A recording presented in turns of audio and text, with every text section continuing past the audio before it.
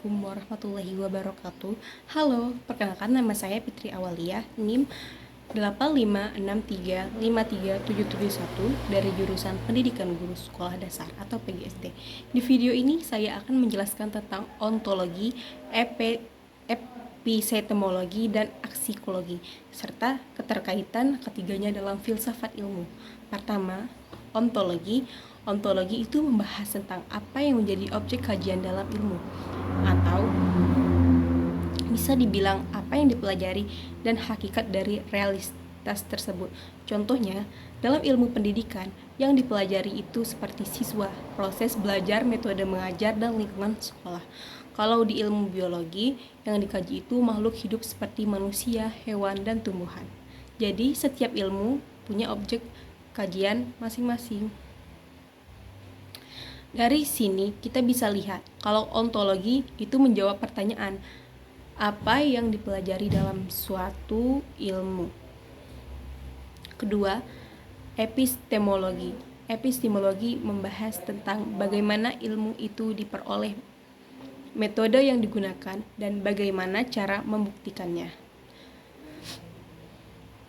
Contohnya, seorang guru ingin tahu apakah metode belajar kelompok itu efektif atau tidak.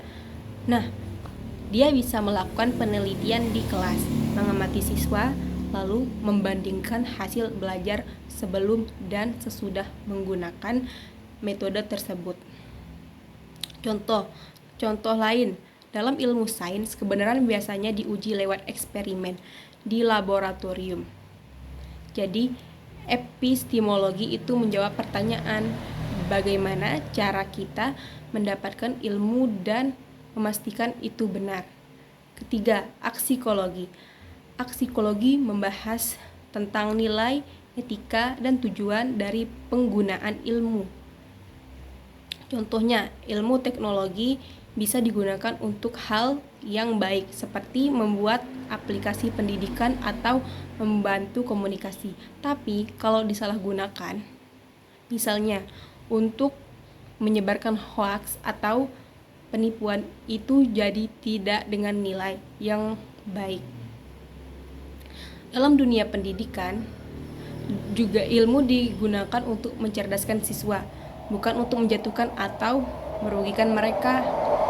Jadi, aksiologi menjawab pertanyaan, ilmu digunakan untuk apa dan apakah penggunaannya sudah benar?